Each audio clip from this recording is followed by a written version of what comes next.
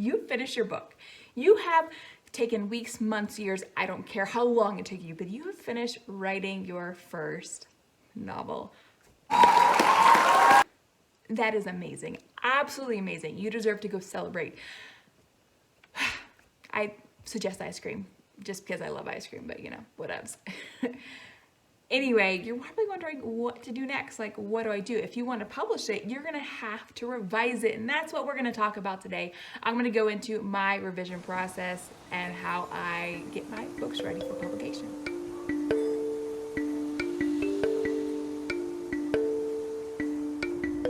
Cities of Smoke and Starlight, my new adult science fantasy, is coming out May 4th. Oh my stars, I can't believe it's coming. It's soon, guys, soon. And I just turned in my novel to my copy editor, and I cannot wait to get it back so I can finish doing all the things and release it, and then you guys can read it. But I've revised my book several times, and so I thought this might be a good video to make, especially since I did my revision tools video. So my process is pretty simple. It's not too complicated.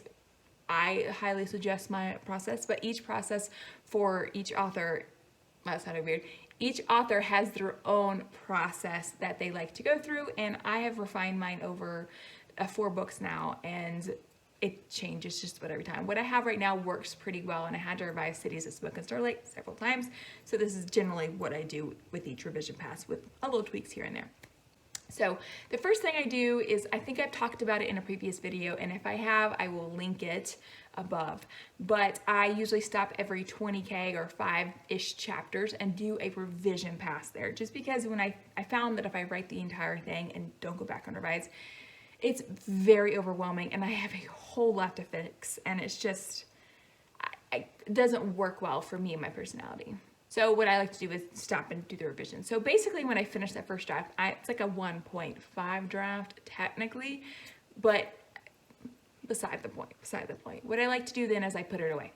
And I highly suggest you do so, because you're gonna be too close to your book to really analyze it objectively. And even then it's gonna be hard, no matter how much time you put in between you and finishing it and revising it. But sometimes it can be a couple days depending on your deadline, sometimes weeks, sometimes months, it doesn't matter. I've done multiple. I've taken a couple weeks, I've taken a couple months. It just depends. Like, for example, I took a couple months after I got my developmental edits back from an editor, just because I needed time to like figure out how to fix my book. So I took, I think, 3 or 4 months within that time frame, I believe, if I remember correctly. So either way, put it away, don't think about it, and then come back and reread the entire thing.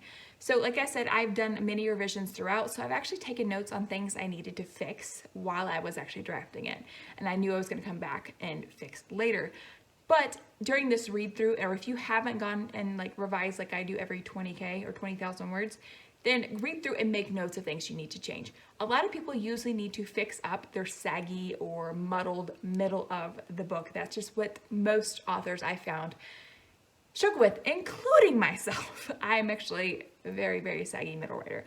And so going through and picking scenes I need to cut that take out the pacing or mess up the pacing, or scenes that don't have anything to do with the plot I need to get rid of. I got rid of several of those actually when I was revising Cities, and that's kind of what I do. And then I brainstorm like things to make it better, either changing the setting, changing the conflict in that thing, or making sure that the character's goals are good, just different things like that. And I'm just taking notes. I'm not really diving deep into those revisions. I'm just writing down ideas of how to fix them usually. And that might be something like that, need to add a conflict or clarify the character goals, but sometimes it's just like, fix this, fix it later, cut this scene. So that's what I do on that first read through. Some people can read through their books in like a day or a couple days. I usually take a couple weeks to do that, because I like to really read it, and like I can't comprehend it if I read really fast. So there's that. Some people also listen to their book, and that's usually what I end up doing. I have an app called Natural Reader that I listen to my book and kind of take notes. You can also use Microsoft Word to listen to your novel. It's awesome. It's in the, I think it's the review tab, and it's the read aloud function. I think the newest versions of it, I don't think like 2016 Word has it. I can't remember. I think Scrivener also has this function, if my understanding is correct. I haven't actually looked into Scrivener and see if it does have it, but either way, listening to it actually works really well for me because I can hear it. I'm also reading at the same time on my computer. obviously. But regardless, read through, take notes, done. That is the first step. The second step is to take those notes and to organize them. So I usually organize them in several different ways. So depending on what edit I'm actually on or what draft I'm actually on kind of dictates how I organize it. But generally I organize it by the bigger edits to the smaller edits. And yeah, I organize it on paper. I take out a plain old notebook and write down everything I need to change. And I just write it down. I even write ideas of how to fix them, and I keep doing that over and over again. If you haven't noticed, I just keep writing ideas down. Usually it's within arrows or like different inks, and it's a really messy process writing this checklist down on notebook paper. But once I finish that part, I then move it to an online electronic version of this checklist. Now, in the past, I've just used Microsoft Word to organize my notes in a checklist format. I've also used Trello, but I have discovered Notion, and I will link Brittany Wang's wonderful Notion tutorial, because this is what I did this last pass through with Cities of Smoke and Starlight, and it was awesome once I knew how to actually use Notion. It was a little bit of a learning curve, but her video is great, explained it real easy, and gives you ideas of how to actually use Notion for a writer. Highly suggest you go and watch that. But moving on. So what I did this last pass is I then moved those into Notion instead of Trello or just Microsoft Word.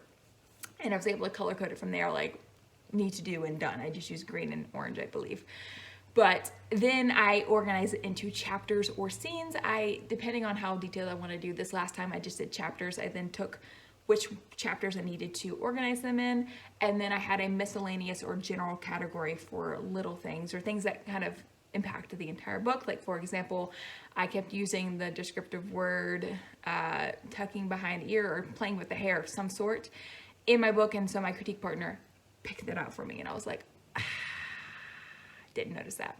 So that was one thing I needed to go fix in this last draft, and I put it in the general category. But once I have everything organized the way I'd like them to be organized, I then tackle the largest things first. So that is my third step in my revision process, is actually going through and actually revising.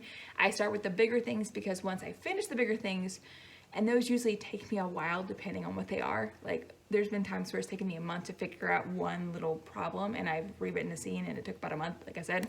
But the other things, once I finish those really big revisions, go by so fast, because it's little things like, oh, fix, add a line here, add a line there, fix this description. Those are easy.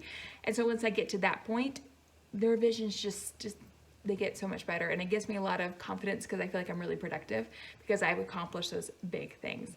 Sometimes I go chronological once I get to the smaller things, but usually I have to rewrite scenes or add scenes or take scenes out, and then take the information from those scenes I took out and integrate them into the other scenes. But you get my point. So that's basically my revision process in a nutshell. It's not too crazy. It doesn't involve a whole lot of color coding. Sometimes I do color code, like I said. Usually it's simple, like green was I finished this chapter already, orange was I need to finish this chapter. So it wasn't extensive. I don't use note cards. I don't use any of that, just because it just doesn't work for me. And you might enjoy note cards. Go for it. I don't.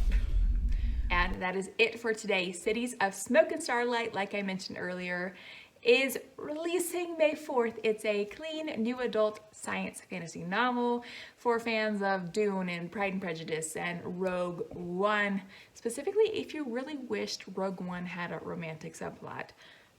I have my thoughts about Cassian and Jen, and that's just, I'll leave it there. It's a whole nother video.